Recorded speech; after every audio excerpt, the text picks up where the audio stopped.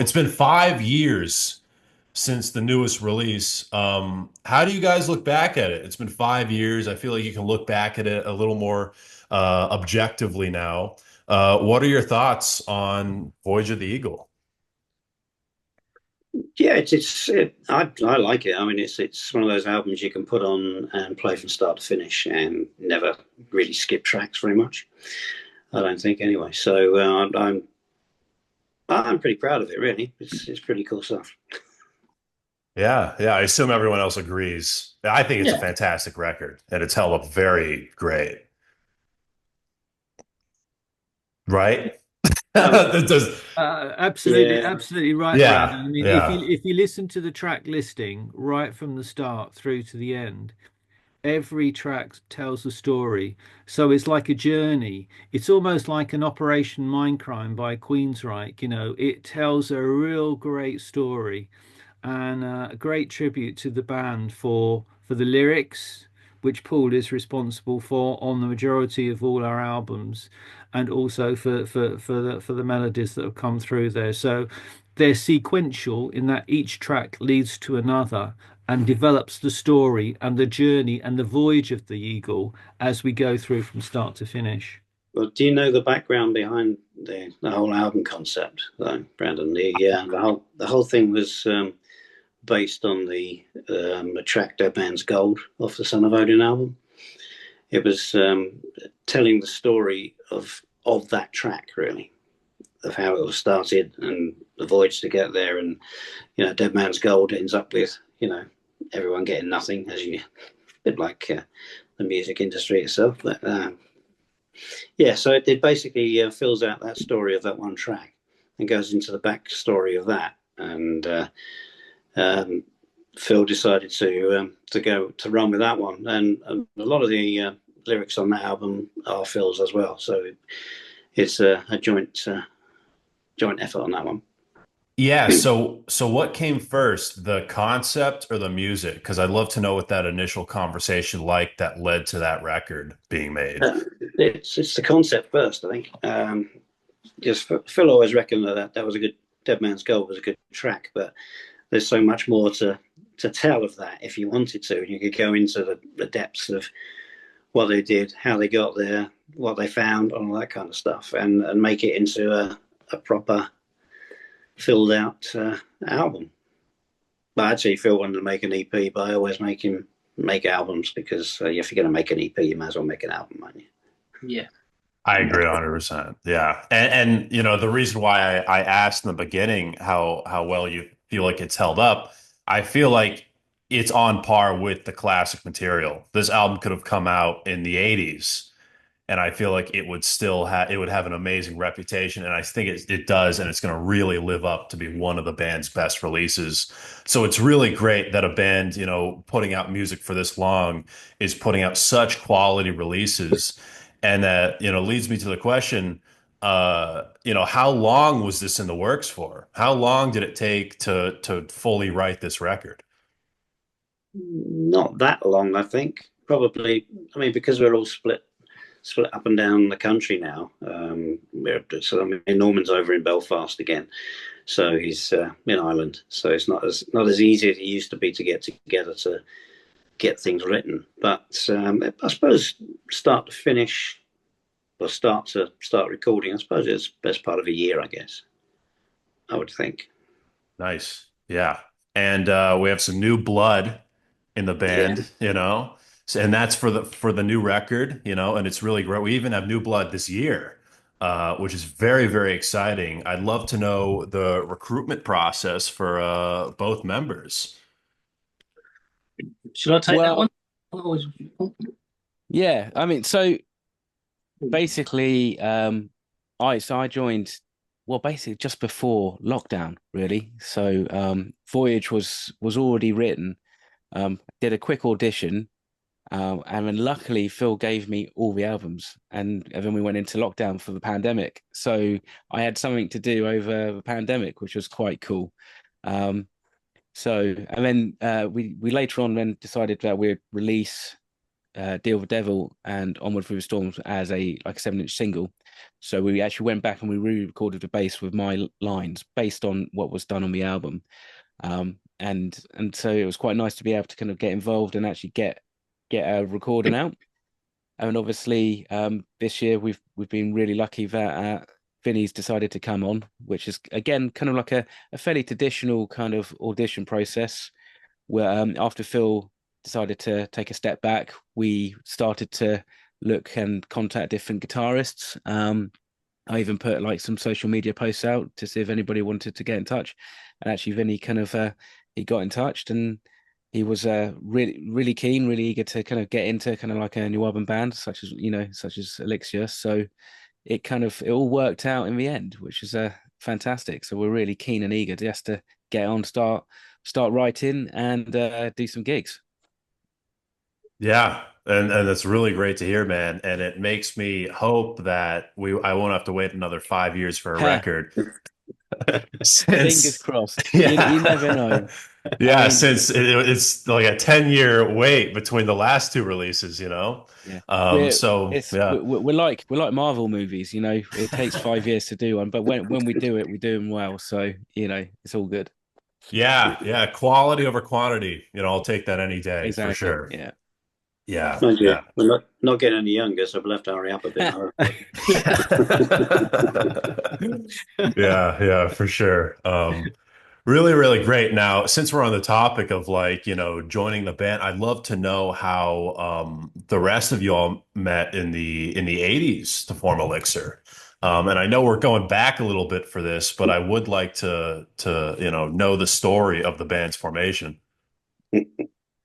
Well, Nigel was there before me, so Yeah. you can start, Nigel. Okay. Yeah. Well, yeah, we go right back to 1983, I guess. And me, my brother Kev, and well, more my brother's friend, a guy called Steve Bentley. So that was the start of sort of thinking, oh, should we get a band together and all this, So we did, and started to write songs, because in them days we just wanted to do original material. It wasn't like trying to do covers or play other people's music. So it was generally just wanted to be original music all the time. So yeah, we started to write music and get a band together, and well, we need another guitarist, so put guitarist ads out, and then Phil popped up. He answered the ad, so he came down. So we stayed that lineup for a while, writing material, and so we thought, we need a singer now, which is probably going to be the hardest part to find of a band. So we found a lady called Sally Pike, which cut a demo with her in the early days, but obviously she didn't stay in the band. So and then we started to look around again, and then we found Paul. Paul came down, just he blew it out of the water. Really, he was well impressed with his voice, and got on really well. So which is quite a bonus being in a band if you all get on well. So I nearly never made it because Phil's phone number was put down for the audition line, and I phoned it, and the bloke answered, "Hello." I said, "Oh, is that Phil?" He went, "No." "Oh, okay. Who's that then?" I said, "Oh, it's Kev." "Right, okay. I'm ringing about the audition thing." "Oh, okay, yeah, right, okay, yeah, blah blah blah." Yeah, otherwise, if he hadn't been wandering past and answering Phil's phone, I think he was in there feeding the cat or something. Otherwise, he might have missed it. So I might have got that job in Iron Maiden after all, but never mind.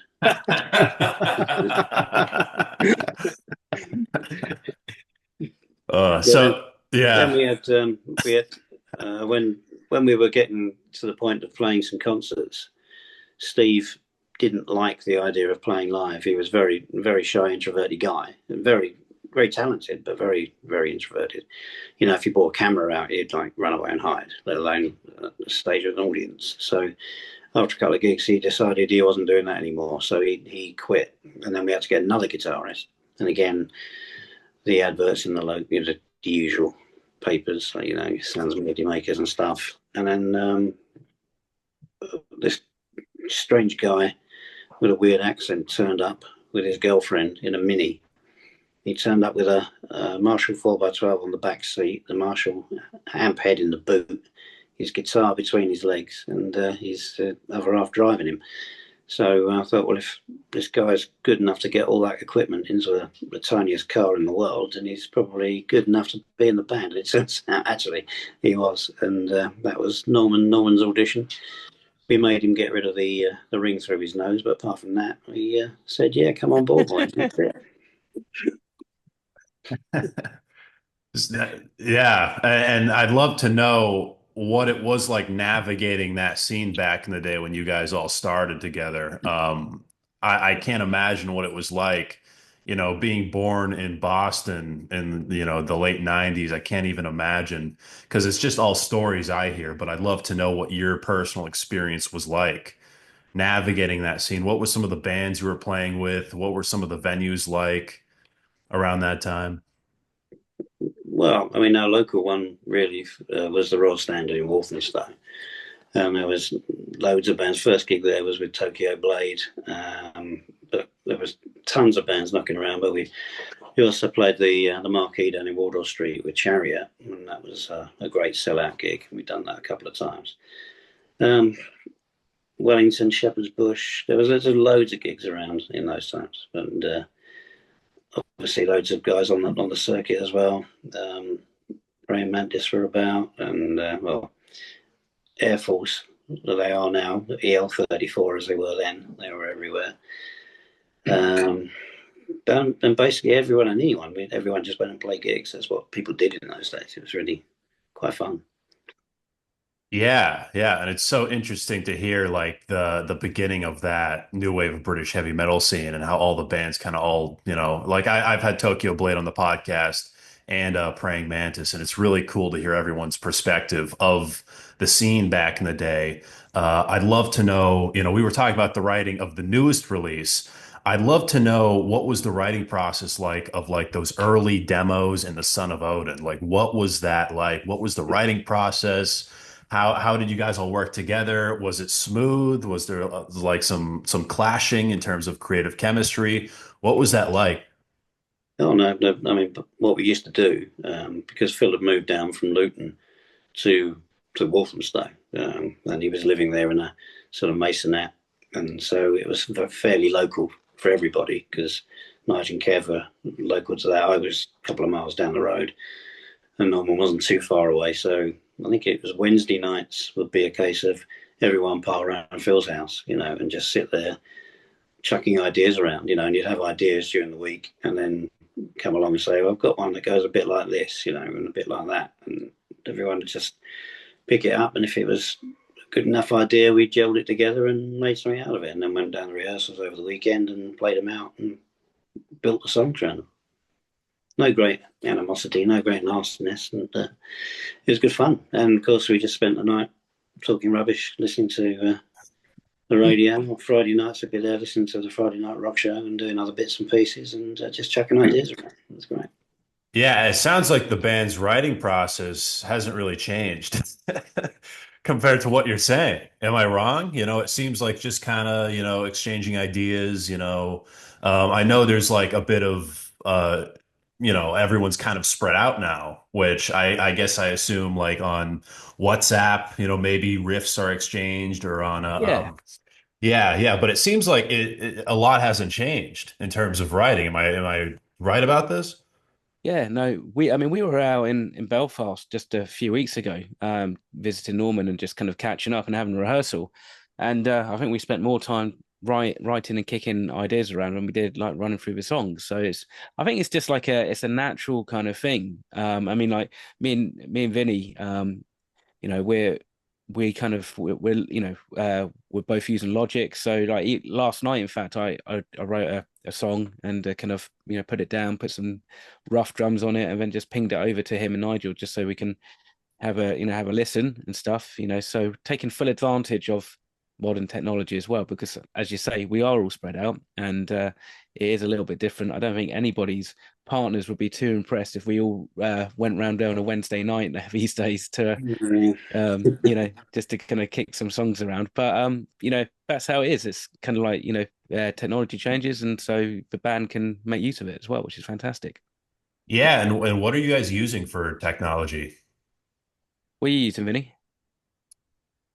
Nice. I know a lot of bands are using like Pro Tools nowadays, and there's like a lot of software uh people use, but you're saying you're using a Mini for like most of the. Just using, I mean, like we're just using like Logic, basically. Got it. Yeah, we're just Yeah. both got Logic and stuff, at least to begin with, and then we'll see what happens. Probably what will happen is that once we start getting songs together, we'll try and put some mics in the room and just kind of get the full vibe. I mean, I think that's one of the important things that I think the band's quite keen to do, is to kind of maintain that live feeling with recordings, rather than just kind of like everybody does their individual bits. So I'm hoping when we do actually get into the studio, me and Nigel can kind of lock in with a rhythm and stuff. Right, Nigel? It is indeed, yes. So that's the way we've always recorded in the past, I guess. As a band, you get more of a feel for the song when recording and stuff. But I know obviously technology's moved on a lot since then. But in these days now, we just like to maybe try and record a new album the best that we can as a live band. So, but yeah, that's always the way, the process of recording. And we've always written what we want. Really, it's just a case of like if it's a good song or a bad song. Voyage of the Eagle was a little bit different because that was a theme for the album. But same with the Son of Owen, as Paul says, it was just a group of songs we got together, bashed out, and sort of had ideas to do songs, and no particular order or way they was going to be on an album. So, but yeah, the first album was a lot of time. Mondays, as Paul says, Mondays, Wednesdays, rehearsing new ideas, then gigging Friday, gigging Sunday, then back again, writing songs. So, I don't think there was no rush to do the Son of Odin album. I think that's why the songs were, all good. So we just took our time and was under no pressure to get them songs written. But as time goes on with different albums, you're on a bit of a time scale sometimes. But mainly as a live band to record stuff and with all the technology to put around it to make it sound good. So yeah, that's the way I see the process of writing in the future. Hopefully it'll be that way still. So Cool. And even in the early days, I know with the first record, you guys were on like a private label, right? Yeah, Was that yeah. true? Yeah. Well, So we tried hawking it around a bit, but people weren't biting, so we just thought we'd do it ourselves.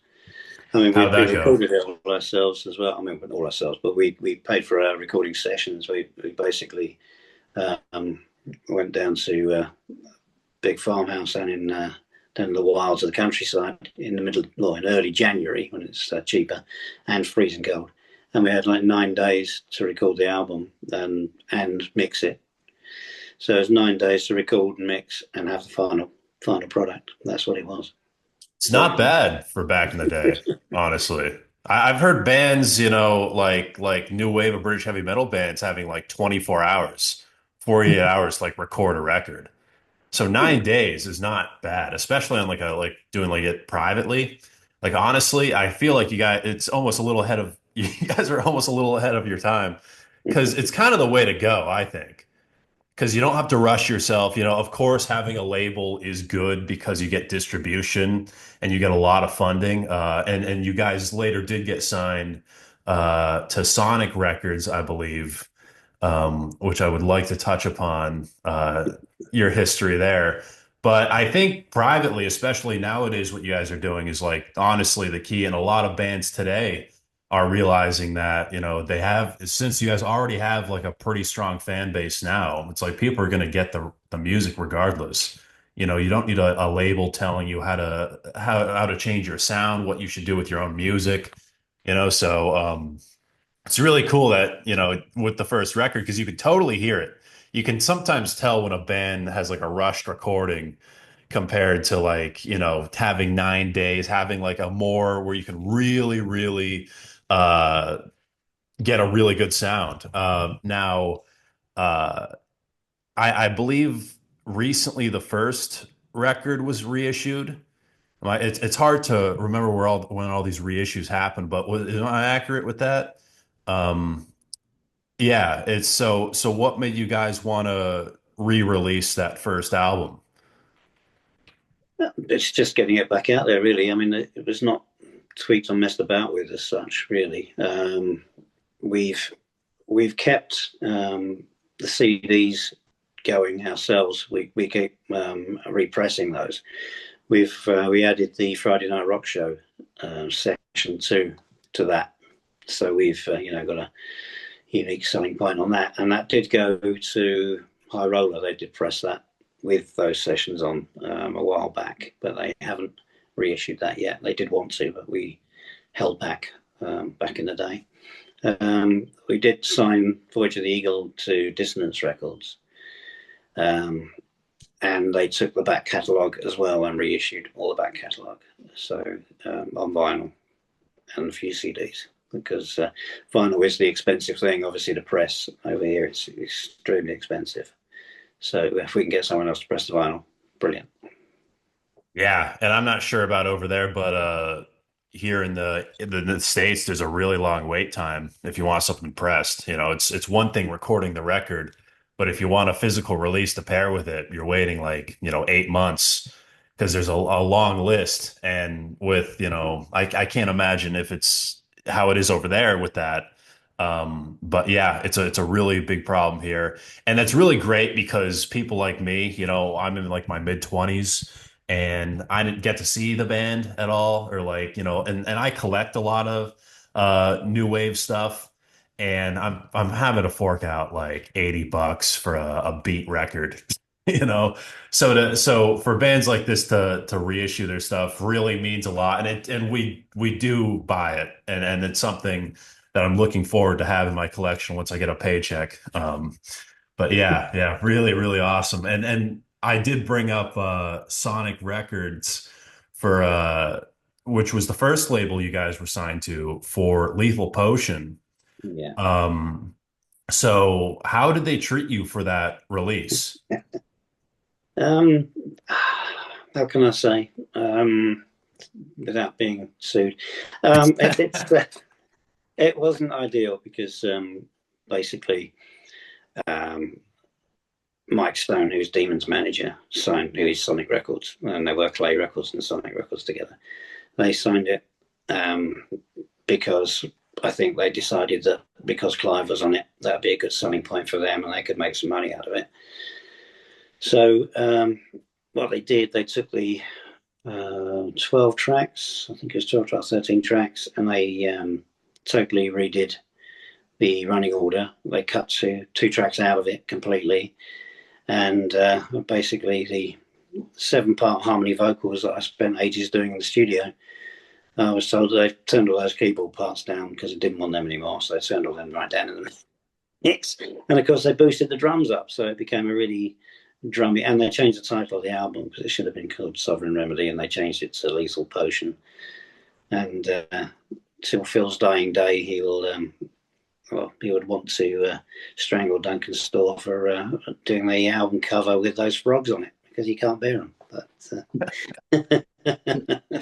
Now, but apart from yeah. that, so we never really got to, they did lots of things, as labels do. Like they remixed it and then charged us for the remixing, and then because it was their remixing, and then charged us for their studio time and their producer and all God knows what, which is on them anyway. So they're just getting their, basically not having to pay us anything. And I don't think we got much out of that. We don't know how many were produced, but basically. So we end on a nice note. Back a few years ago, we bumped into Mike Stone when he was doing the playing, with Demon, and we mentioned the fact, and he went, "Oh yeah, I've got something for you." And he produced the 2-inch masters because he still had them, and said, "Yeah, you might as well have them now." So we had them back, and that means we could remaster them again, put the extra tracks back in, put it in the right running order, put the right title to the album, and reissue it under as its proper thing as Sovereign Remedy. So yeah, he's got a few brownie points there, but Yeah, well, that's great that justice eventually did come around to yeah, that. But that's so unfortunate. So did those two songs ever make it on another record, or are they still in the void? no, they're back on the Sovereign Remedy release. Oh, yeah, yeah, yeah, Yeah, got it. What tracks? they were the fabulous. Everybody hates it apart from me. Legion of the Eagle, which everyone will go, oh no, I'm not doing that. But it's a great vocal song. Um, and what was the other one? I'm not sure. Nigel, do you know what the other one was? No, you weren't there, were you? Seymour, do you know what the other one was? Went all together again, was it? Or... I don't think so. I can't Not remember, sure, to be Paul. honest. Not sure, Paul. But the good news is, we've got the Sovereign Remedy out, and it's all Yeah, back under our roof now, all the albums, which is great. yeah, yeah.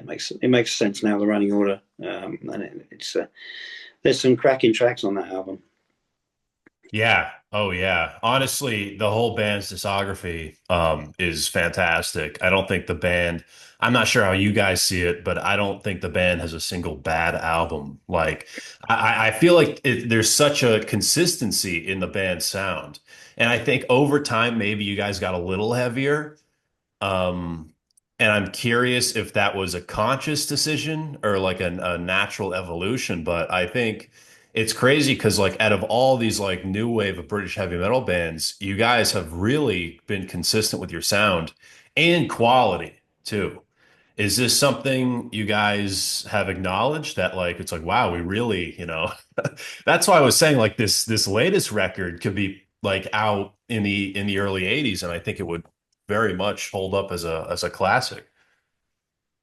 Well, we don't really go out to write in a specific way. I mean, the Sovereign Remedy album itself was a little bit lent more towards, let's try and get a deal. So all the people getting signed up at that time were your Def Leppards and your Bon Jovis and all the rest of it. So there's a few, well, less subtle tracks on there, I guess. But we just write how we write, and it's just if we like it and it's good, that's what we do. So we don't think, right, we need to write another Treachery, we need to write another one of these or another one of those. We just see what comes out, and what we normally do, we don't get loads and loads of song ideas together and then pick the best ones. We normally think, well, if this one's good enough, we'll work it, hone it, and refine it until it's how we think it should be, and then that's the next track. Yeah, and I do want to say The Idol is one of my favorite records by the band. And it's crazy that it came out in 2002. Uh, and a lot of bands at this time in the same genre and space you guys were at were really like taking risk with their sound, especially in the early 2000s, where it was like there was a lot of change in the music landscape. And you're telling me you felt no pressure at all to experiment or do anything weird.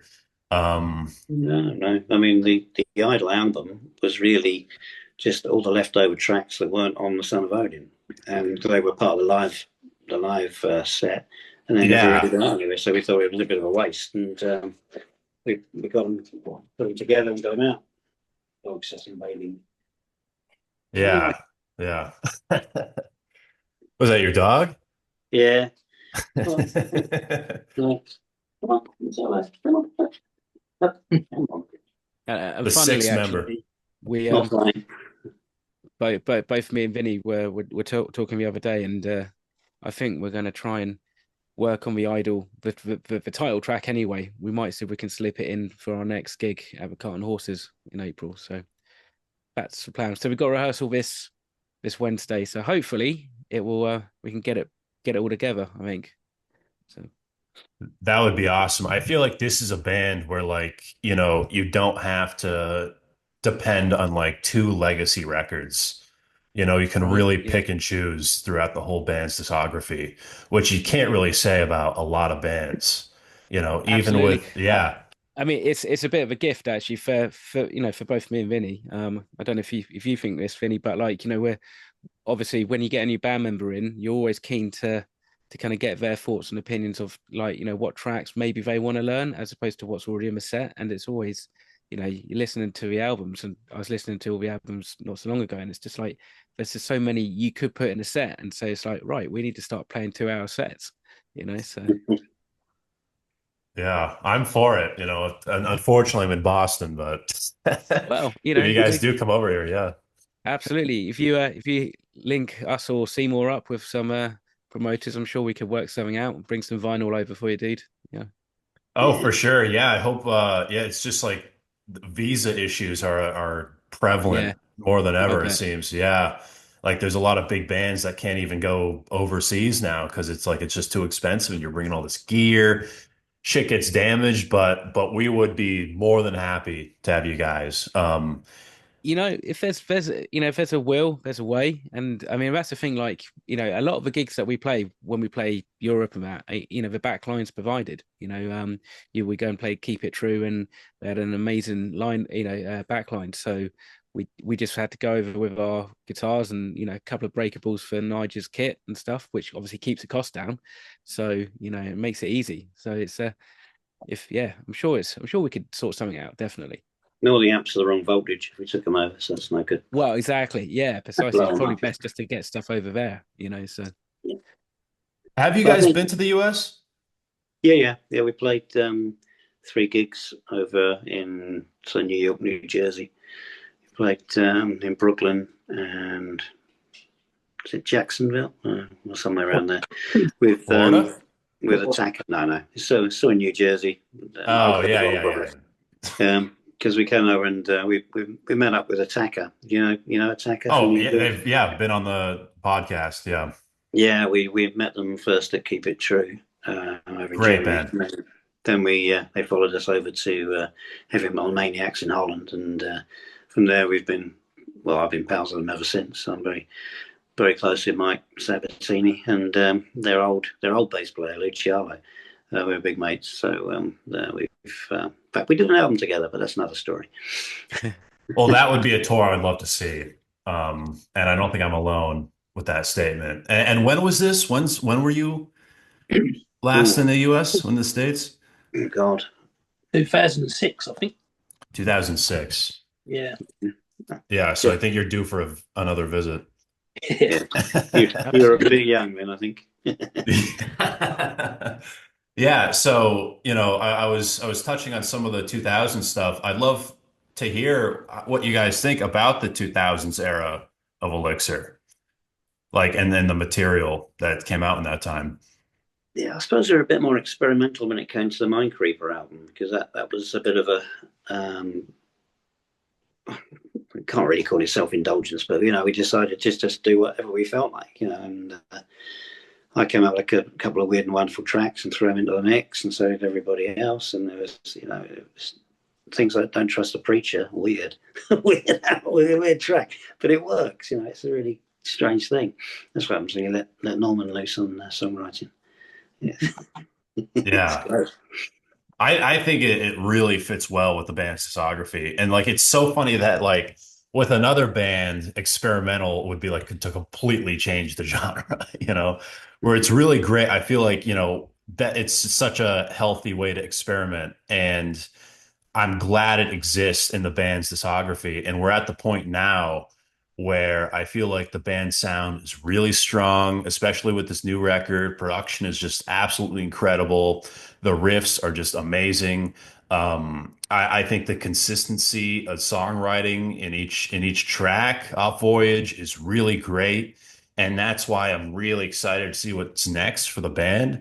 You said you've been like bouncing off ideas with like, new tracks, new songwriting. So how far into a potential next record would you guys say you are? Well, we would have been a bit further ahead if it wasn't for Phil's retirement, because that kind of put us on the back foot somewhat. Last year, I think it was, or the year before, we actually went down, did some bit of weekends rehearsal and recording, and we got a new track out of it, So I'm quite happy to keep that track and work with it. Some of the others think it might be able to be polished a bit more, but hey, I think it's a good one. So I shall stamp my feet and throw my toys around if I don't get that one put on the next time. We can go on a solo album. Yeah. Yeah. We have got ideas flying around. It's just a matter of stabilizing the lineup. Now Vinny's in. I mean, Vinny's a good songwriter and singer, so I'm expecting great things from him as well. High pressure. And Mark writes some great riffs. He's really heavy on the heavy stuff, which is fab. Norman's got some good ideas going, and I've got some bits and pieces lurking in the background that I just sit along and like whistle and hum to people, and then go, yeah, it goes like this, no, not like this, like that, and it takes them 6 months to work it out, but we get there eventually. Yeah, and how do you think it's going to take 5 years for this to come out? No? Silly hope not. Bloody hope not. I mean, yeah. Because even I'm knocking on a bit now. So, I don't want it to... Yeah. But like next year's the 40th anniversary of Son of Odin album, so that's a big kind of anniversary release. So, I mean, not setting anything in stone. It'll be great to see if we can kind of mark that in some kind of way, maybe with a release, maybe a re-release. We don't know yet. It's early days. We're talking about it, seeing what the options are, seeing what everybody's thinking and feeling and stuff. So, when we get the band back together, as it were, we can get the wheels moving and get something out, I reckon. Yeah, and I'm really excited to see the future of Elixir. You guys have been around for a while, and it's really great that you guys are back together and really putting out quality stuff. If it's anything like Voyage, I am extremely excited because I think Voyage is one of the greatest releases you guys have put out, which is really, really exciting for a newer fan, because you guys are in a bit of a golden age right now. So it's like, let's keep the gears turning. Let's get more music out there. There's definitely a new audience for you guys, including myself, and I'm really excited to see what this next album turns into. As we wrap up here, I'd love to know if there's anything you guys want to promote, and if there's anything I missed. What's the future of Elixir looking like right now? Well, the next thing we've got is a gig at in London, the Cart and Horses, which is kind of like the historic birthplace of Iron Maiden, as they like to kind of promote it as.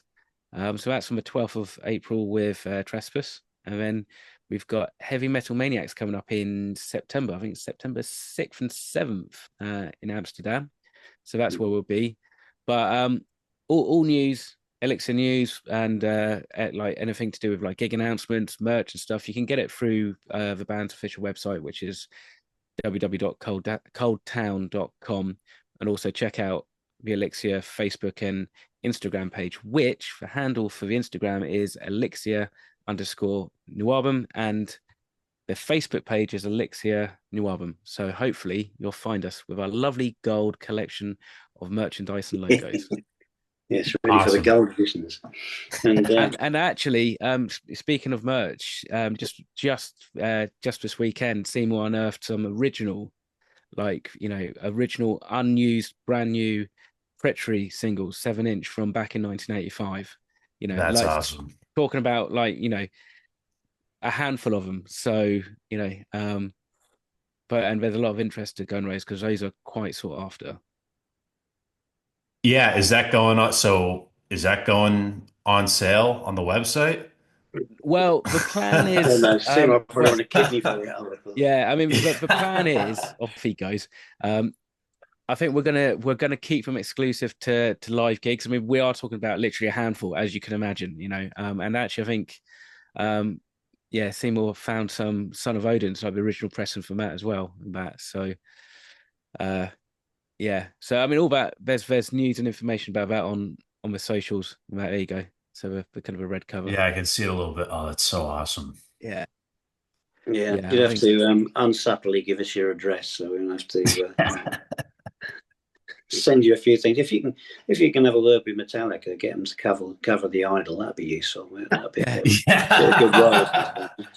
So if you don't mind doing that, we'll send you some stuff in the post. Yeah, man. I like all of it. I really do. And it's funny to hear. I'm so curious, like with a band like you guys, I love hearing your views on each record and how you feel like they've held up and their place in the discography. And it's great meeting you guys. And it's like a lot of the questions I wanted to ask are very basic, but it's like I really did not know anything.